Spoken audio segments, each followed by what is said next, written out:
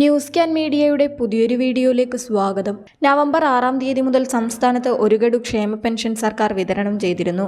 അത് അക്കൗണ്ടുകളിലേക്കും കൈകളിലേക്കും നിരവധി പേർക്ക് ലഭിക്കുകയും ചെയ്തു. എന്നാൽ ഈ തുക മുടങ്ങിയ നിരവധി പേരുണ്ട്.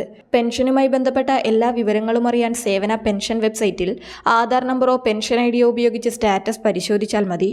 ഇത്തരത്തിൽ സ്റ്റാറ്റസ് പരിശോധിക്കുമ്പോൾ എന്ത് കാരണത്താലാണ് പെൻഷൻ മുടങ്ങിയിരിക്കുന്നതെന്ന് നമുക്ക് മനസ്സിലാകും. വിധവാ പെൻഷൻ, അവിവാഹിത പെൻഷനൊക്കെ വാങ്ങുന്ന സ്ത്രീ ഗുണഭോക്താക്കൾ നോൺ റീമാരേജ് സർട്ടിഫിക്കറ്റ് ഹാജരാക്കേണ്ടതുണ്ട്. അത്തരത്തിൽ ഹാജരാക്കാത്തവരുടെ പെൻഷൻ മുടങ്ങിയിട്ടുണ്ട്.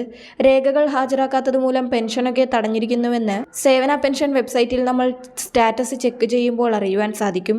എന്നാണോ നിങ്ങൾ ഈ ബന്ധപ്പെട്ട രേഖകളൊക്കെ ഹാജരാക്കുന്നത്, അതിനുശേഷം വരുന്ന മാസത്തെ പെൻഷൻ വിഹിതമായിരിക്കും നിങ്ങൾക്ക് പിന്നീട് ലഭിച്ചു തുടങ്ങുക. അതിനാൽ സ്റ്റാറ്റസ് പരിശോധിച്ച് ബന്ധപ്പെട്ട രേഖകൾ ഹാജരാക്കി പെൻഷൻ പുനഃസ്ഥാപിച്ചു കിട്ടാനുള്ള നടപടികൾ സ്വീകരിക്കുക.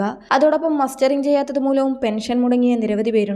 അതും സ്റ്റാറ്റസ് പരിശോധിക്കുമ്പോൾ നമുക്കറിയാം. ഇപ്പോൾ അനർഹരായവരെ ഒഴിവാക്കുന്നതിന് കർശന നടപടികളാണ് സർക്കാർ എടുക്കുന്നത്.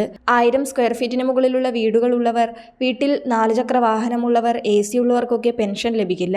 അതിനാൽ തന്നെ അനർഹമായ ആനുകൂല്യം കൈപ്പറ്റുന്നവരെ ഒഴിവാക്കുകയും അർഹതയുള്ളവർക്ക് മാത്രമായി ആനുകൂല്യം കൃത്യമായി വിതരണം ചെയ്യുകയും ചെയ്യുന്ന നടപടികളിലേക്കാണ് സർക്കാർ കടക്കുന്നത്. ഇതിന്റെ അടിസ്ഥാനത്തിൽ ഇപ്പോൾ പരിശോധനകൾ നടന്നുവരികയാണ്. 60 വയസ്സ് കഴിഞ്ഞ പുതുതായി പെൻഷൻ പദ്ധതിയിലേക്ക് അപേക്ഷിച്ചവരുടെ വീടുകളിലെത്തി ഉദ്യോഗസ്ഥർ ഈ പരിശോധനകളൊക്കെ നടത്തിയ ശേഷമായിരിക്കും അവരെ പദ്ധതിയിലേക്ക് ചേർക്കുന്നത്.